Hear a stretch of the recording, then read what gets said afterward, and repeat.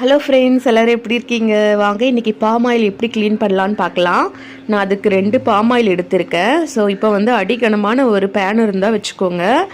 இதில் நம்ம ஆயிலை ஊற்றிக்கலாம். ஆயில் ஊற்றியாச்சு. ஆயில் நல்லா சூடாகட்டும். ஆயில் சூடான பிறகு ஒரு லெமன் சைஸ் அளவுக்கு புளி எடுத்திருக்கேன், லெமன் எடுத்திருக்கேன். இது ரெண்டுத்தையும் நம்ம இதில் ஆட் பண்ணிக்கலாம். இஞ்சி இருந்தாலும் நம்ம சேர்த்துக்கலாம். இஞ்சி இப்போது என்கிட்ட இல்லை, ஸோ அதனால் நான் இது ரெண்டுத்தையுமே ஆட் பண்ணுறேன். இதில் ஆட் பண்ணிக்கலாம். ஸோ இந்த புளிப்புக்கு என்ன ஆகும் அப்படின்னா, உங்களுக்கு அதில் இருக்கிற அழுக்கு எல்லாத்தையும் எடுத்துகிட்டு வந்துடும்.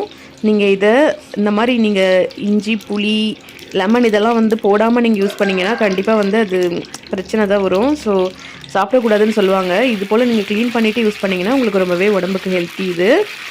ஸோ கண்டிப்பாக இந்த மாதிரி ட்ரை பண்ணுங்கள். இந்த மெத்தடில் பண்ணிங்கன்னா உங்களுக்கு அழுக்கு எல்லாமே வந்துடும். பாருங்கள், நம்ம போட்ட புளி அடியில் நிற்கிது, அழுக்கு எல்லாமே மேலே தேங்கி வந்துருச்சு பாருங்கள்.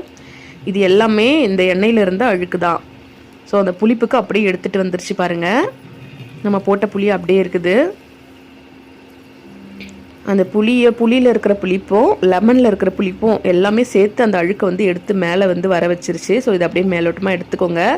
ரேஷன் கடையில் கொடுக்குற பாமாயிலாக இருந்தாலுமே சரி, இந்த மாதிரி நீங்கள் யூஸ் பண்ணுங்கள். உடம்புக்கு ரொம்பவே நல்லது.